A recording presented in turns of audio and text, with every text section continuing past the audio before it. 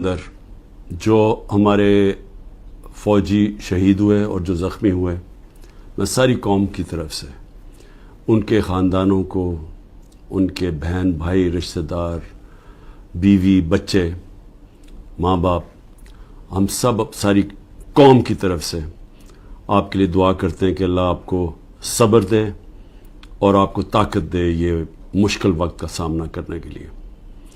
اور میں یہ بھی مجھے جب میں سنتا ہوں کہ کرم میں بھی کچھ انتشار ہے اور ہمارے پختونخوا میں خاص طور پہ پولیس کے اندر کافی اس سال کافی شہادتیں ہوئی ہیں، تو میں صرف آج ایک بات کہنا چاہتا ہوں کہ میں نے جنرل باجوہ کو جب افغانستان کے اندر پتہ تھا کہ امریکی وہاں سے نکلنے لگے ہیں، تو میں تب سے ان کو کہہ رہا تھا کہ مجھے خوف ہے پاکستان کی سیکیورٹی کا ایشو، کہ اگر وہاں سول وار ہوگی افغانستان میں تو اس کا سارا فال آؤٹ پاکستان میں آئے گا۔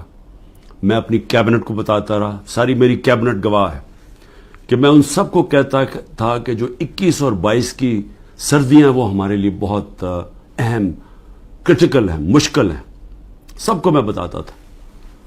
اور میں نے جب جنرل فیض کی بات کی اور جنرل باجوہ کو میں نے سمجھایا کہ صرف جنرل فیض کو سردیوں تک اس لیے رکھنا چاہتا ہوں کہ وہ 5 سال سے وہ سیکیورٹی چیف ہیں، انٹیلیجنس کے چیف تھے پاکستان میں، ان کے رابطے تھے افغانستان کے طالبان سے بھی، دوسری حکومت سے بھی، اور ان کا ہونا اس وقت بڑا ضروری تھا جب یہ چینج اوور ہو رہا ہو۔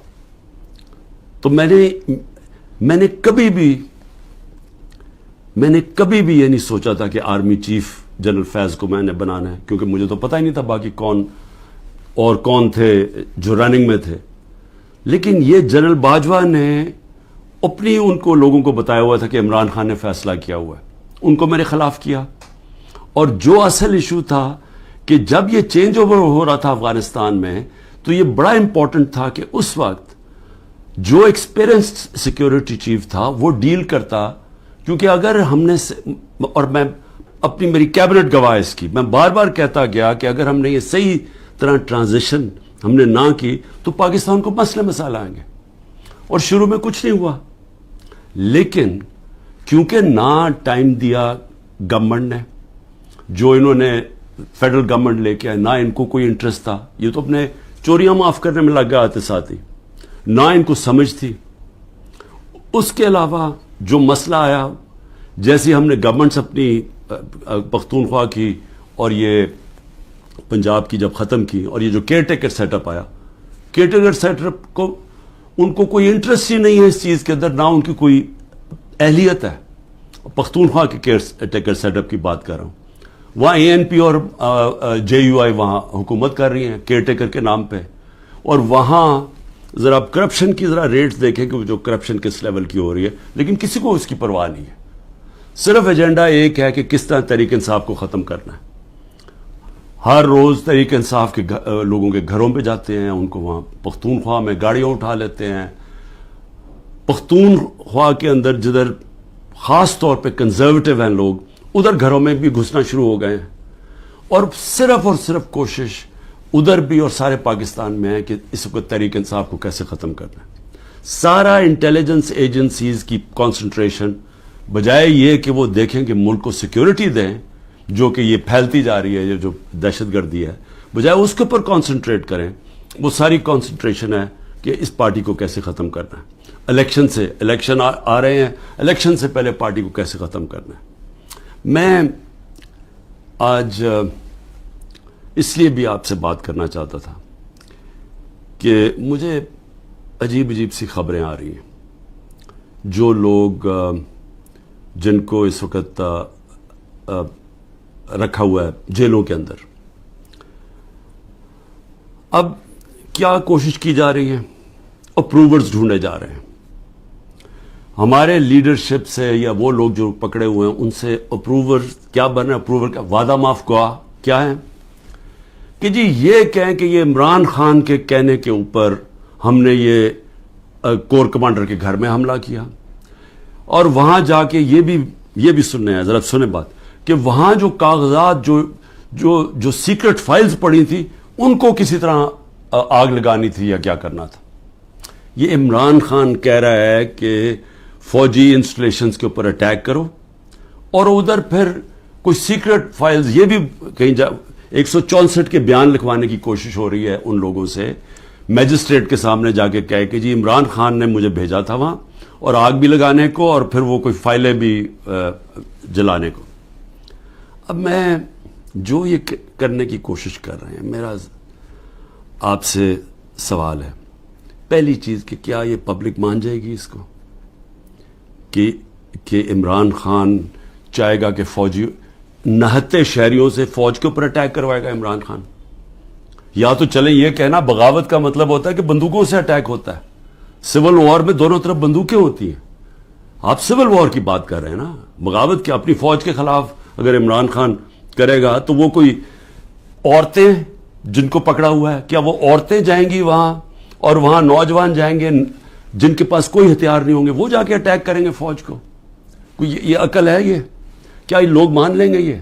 اور پھر بیان یہ دے رہے ہیں کہ کوئی کاغذات وہاں کوئی میں نے ملک کی سیکرٹس کے اوپر کوئی کچھ کرنا تھا، یعنی میں نے کوئی ان کی سیکرٹ فائلز کوئی جلانی تھی یا کیا کرنی تھی. عمران خان کا جینا مرنا پاکستان میں، اس کی کوئی باہر نہ پراپرٹیز ہے، نہ پیسہ ہے، نہ بینک اکاؤنٹس ہیں. کیا وہ جس ملک کے اندر جینا مرنا چاہے گا وہ چاہے گا کہ اس ملک کی فوج تباہ ہو جائے؟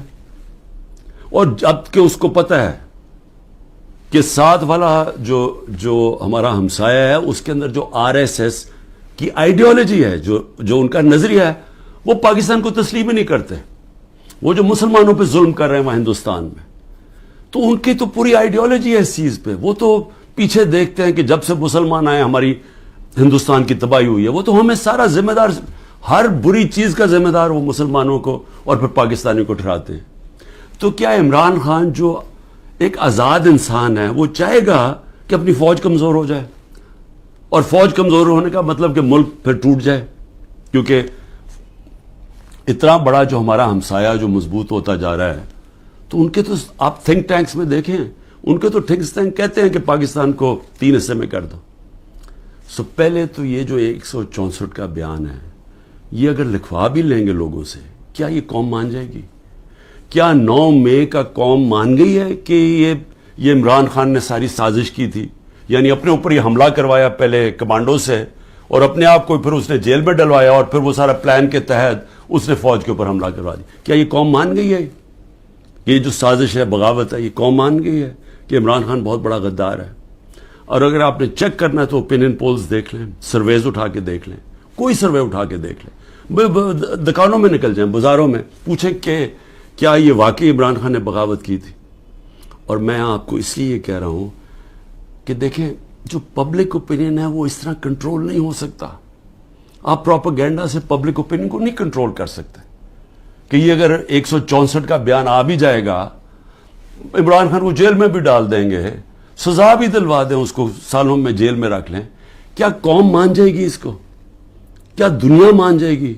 کیا جو بیرون ملک پاکستانی ہمارا سب سے بڑا اثاثہ بیٹھا ہوا ہے، 1 کروڑ پاکستانی باہر بیٹھا ہوا ہے جن کی دولت سارے 25 کروڑ پاکستانیوں سے زیادہ ہے، اور وہی پھر سے میں کہتا ہوں جب انشاءاللہ اس ملک کو ہم اٹھائیں گے ایک دن، تو وہ ان کی انویسٹمنٹ آئے گی جو بچائے گی شروع میں پاکستان کو، اور پھر دنیا سے انویسٹمنٹ آئے گی.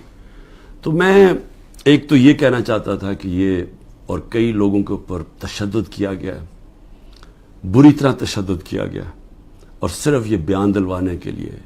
اس کے علاوہ جو ہمارے سینئر لوگوں کو رکھا ہوا ہے جیلوں کے اندر ابھی تک، ان سے صرف وہ کہ جی بس بیٹھ کے کہہ دے کہ میں تحریک انصاف چھوڑ رہا ہوں. پھر ایک اور سازش چل رہی ہے، وہ کیا ہے؟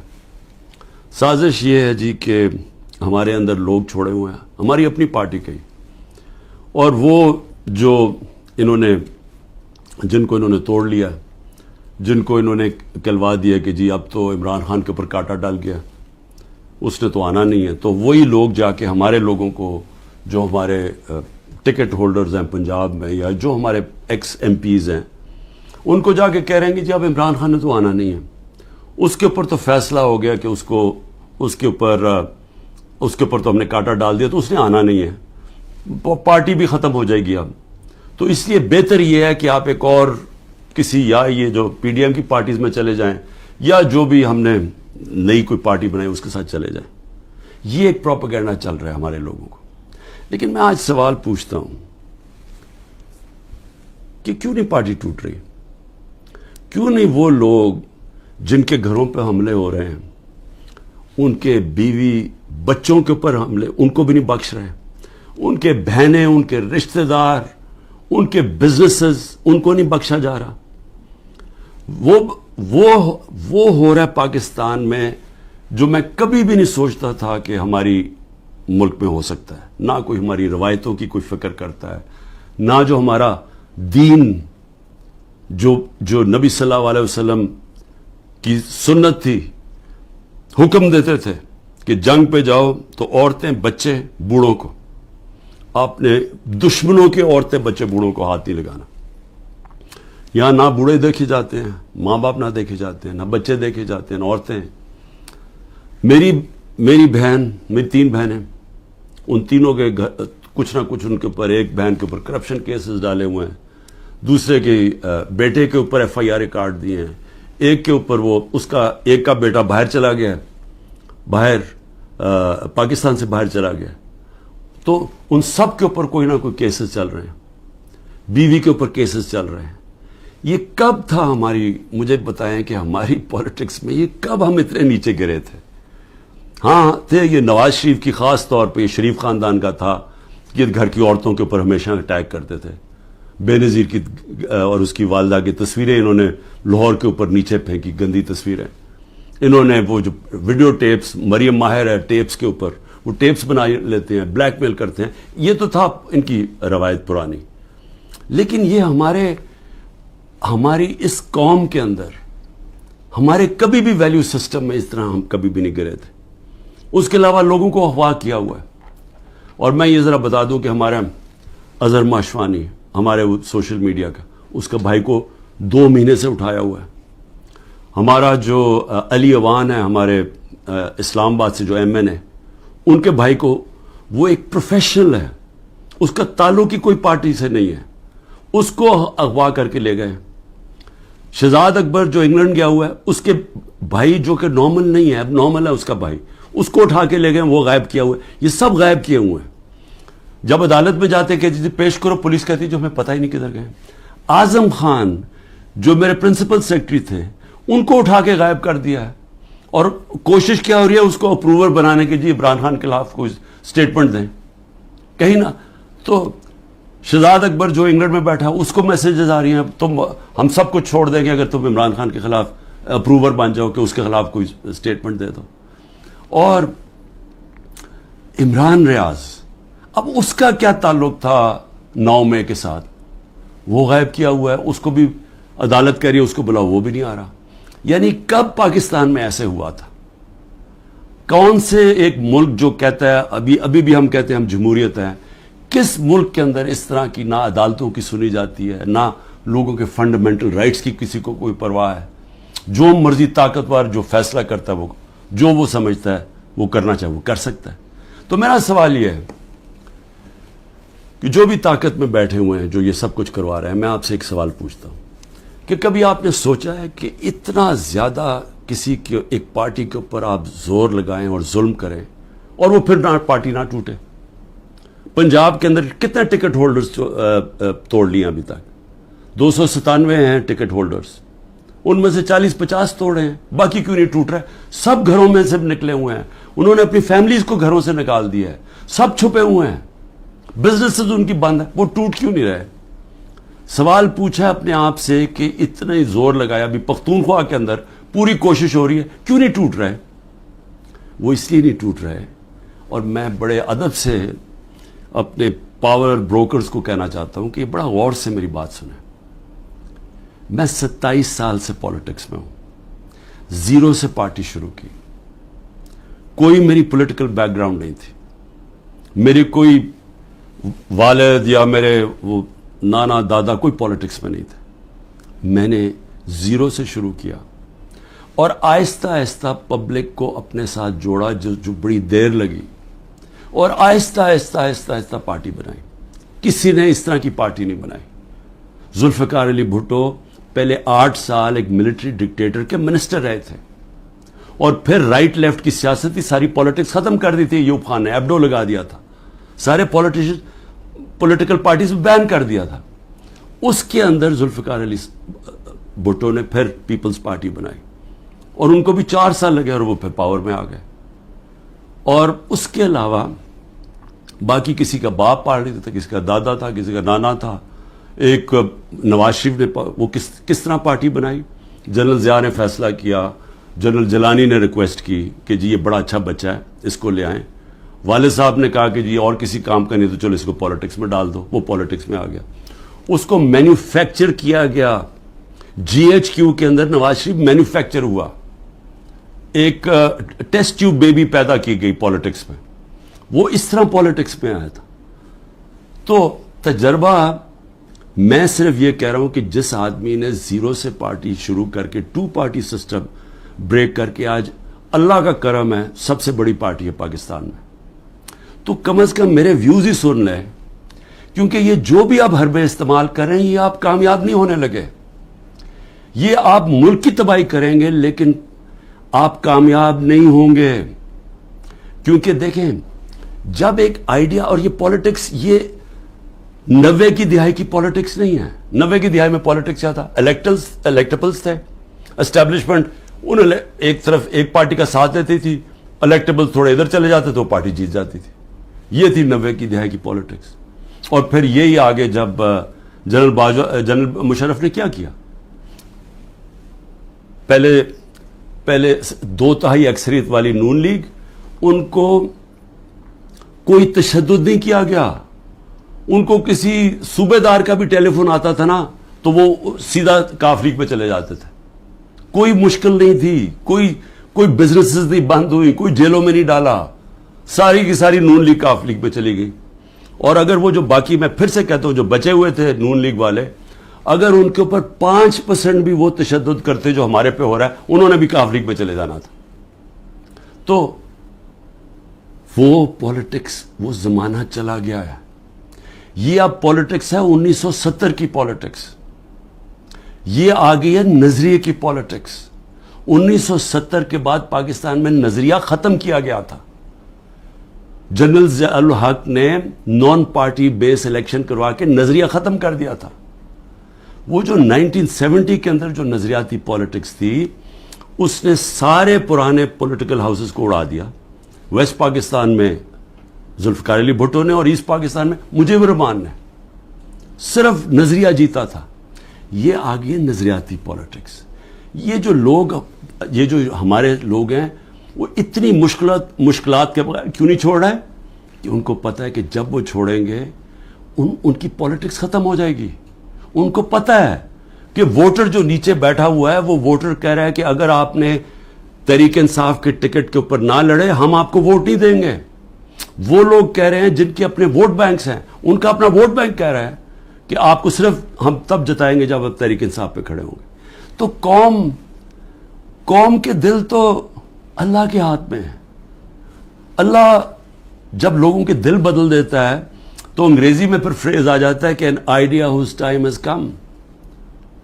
No number of armies can destroy an idea whose time has come. جتنی مرضی فوجیں ہوں, وہ جب ایک نظریے کا وقت جو اللہ ڈالتا ہے دلوں میں, جب وہ آ جاتا ہے آپ کچھ نہیں کر سکتے.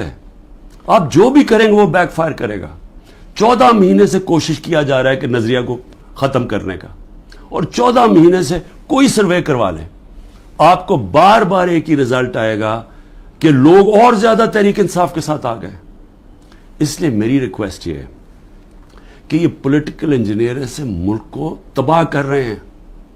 اس وقت ضرورت ملک کو پولیٹیکل سٹیبلٹی کی ہے. پولیٹیکل انجینئرنگ کے جی سارے بندر بانٹ کر دو, یہ چھوٹے چھوٹوں کو کسی کو یہ دے دو, اور سیٹیں بانٹ دو پارٹیز کے بیچ میں تھوڑی تھوڑی, اور اپنے بھی لوگوں کو, اور پھر الیکشن کمیشن کے ساتھ دھاندلی کر کے جتا دو. یہ ملک کو ڈی سٹیبلائز کرے گا, یہ سٹیبلٹی نہیں لے کے آئے گا. اس میں بجائے سیاسی استحکام آنے پہ, جس کی وجہ سے معاشی طور پہ استحکام آئے گا، یہ الٹا ہو جائے گا. اس سے ملک تباہی کی طرف جا رہا ہے. اور میں وہ پاکستانی ہوں، پھر سے میں ریپیٹ کرتا ہوں، میں نے یہ ملک کے چھوڑ کے نہیں جانا، میں نے اس ملک کے ساتھ یا اوپر جاؤں گا یا نیچے جاؤں گا. میں وہ پاکستانی آپ کو ایک ملک کی خاطر کہہ رہا ہوں کہ یہ راستہ نہ پکڑیں جس طرف ہم جا رہے ہیں، یہ ظلم نہ کریں. اس کا کوئی فائدہ نہیں ہونے لگا سوائے ملک کو نقصان ہونے لگا. اور یہ اگر خیال ہے اب تک آپ کا کہ میں اس پریشر میں آ جاؤں گا، یہ جو 180 کیسز ہیں 200 کر دیں، کیسز جیل میں ڈال دیں، ڈسکوالیفائی کر دیں، اس سے مجھے کوئی فرق نہیں پڑے گا، کیونکہ میں نے تو جو بھی ہوگا میں تو اپنے نظریے کے ساتھ کھڑا ہوں. لیکن یہ انجینئرنگ سے ملک کو وہ نقصان ہوگا جو ہماری معیشت کوئی بھی نہیں سنبھال سکے گا اور وہ سب کے ہاتھ سے نکل جائے گی. تو ابھی بھی میں آخر میں یہ کہنا چاہتا ہوں کہ اگر یہ کہا جا رہا ہے جی کہ لیول پلینگ فیلڈ تب ہوگی جب نواز شریف آ جائے گا، تو ساروں کی تو کرپشن کیسز ختم کر دیے ہیں، تو رہ کیا گیا اب؟ تو اس کو بلا لیں واپس. وہ کیوں نہیں آ رہا پاکستان؟ چوری کر کے جیل کی سزا، جیل کی 10 سال کی سزا ملی ہوئی ہے، وہ اپنی کہتا جی میری طبیعت نہیں ٹھیک، میں نے مر جانا ہے اگر مجھے برطانیہ نہ بھیجا، اس کو باہر بھیج دیا. یہ پرائم منسٹر نے عدالت میں ایفیڈیوٹ دیا اور ابھی تک کوئی ایکشن نہیں لیا. اور وہ وہاں بیٹھا ہوا اور وہاں جا کے پالیٹکس کر رہا ہے اور آرام سے زندگی انجوائے کر رہا ہے، انتظار کر رہا ہے کہ جب تک عمران خان جیل میں نہیں جاتا، پی ٹی آئی ختم نہیں ہوتی، وہ آتا نہیں. میں کہتا ہوں اس کو واپس بلا لیں، کیونکہ معاف تو ساروں کو کر ہی دیا ہے، اب تو کوئی کرپشن ایشو ہی نہیں گیا. اور میں صرف یہ کہتا ہوں کہ صرف یہ میرا ایک چیلنج ہے کہ جس حلقے سے بھی وہ کھڑا ہوگا میں اس حلقے سے کھڑا ہوتا ہوں، اور میں کوئی کیمپین بھی نہیں کروں گا. یہ ڈر ہے نا کہ عمران کو جیل میں ڈال دو، میں کیمپین بھی نہیں کرتا. لیکن میں آج آپ کو پاکستان کی عوام کی فیلنگ بتا رہا ہوں کہ یہ ملک بدل چکا ہے. یہ ملک کبھی بھی اس طرح کے لوگوں کو اب ووٹ نہیں دے گا. قوم کو سوشل میڈیا نے بدل دیا ہے، بچے کے اندر شعور آ گیا ہے. وہ چلے گئے دن جب جس کے اوپر شفقت کا ہاتھ اسٹیبلشمنٹ کا آتا تھا وہ جیت جاتا تھا. یہ آپ کو پچھلی جولائی کے اندر جب پنجاب کے الیکشنز ہوئے پتہ چل جانا چاہیے تھا کہ لوگوں کی موڈ کدھر جا رہی ہے. وہ اگر جولائی میں پورے جو اسٹیبلشمنٹ کی پوری مدد کیے بغیر کے ساتھ، اس کے باوجود الیکشن کمیشن کی پوری مدد، اگر اس کے باوجود ہار گئے تو اب کیا ہوگا ان کے ساتھ؟ تو اس لیے ان لوگوں کو جو اپنی اب سیاسی موت دیکھ رہے ہیں اور جو اسٹیبلشمنٹ کے پیچھے چھپ رہے ہیں، جن کو کوئی فکر نہیں ہے کہ ملک کو کیا ہوتا ہے، کیونکہ ان کے پیسے باہر پڑے ہیں، ان کے تو ڈالرز میں پیسے پڑے ہوئے ہیں، ان کو تو فرق نہیں پڑنا. تو یہ آڑ لے کے بیٹھے ہوئے ہیں کہ ہمیں اسٹیبلشمنٹ کسی طرح پی ٹی آئی کو ختم کرے تاکہ جناب یہ ان کے پھر جو 30 سال سے پیسہ کھا رہے ہیں ملک کا اور باہر بھیج رہے ہیں، یہ اپنے وہ دھندے پہ لگ جائیں. یہ ان کی ہے. لیکن جن لوگوں کا جینا مرنا پاکستان میں ہے ان کو تو سوچنا چاہیے کہ یہ تباہی کی طرف ملک کو نہ لے کے جائیں. پاکستان زندہ باد.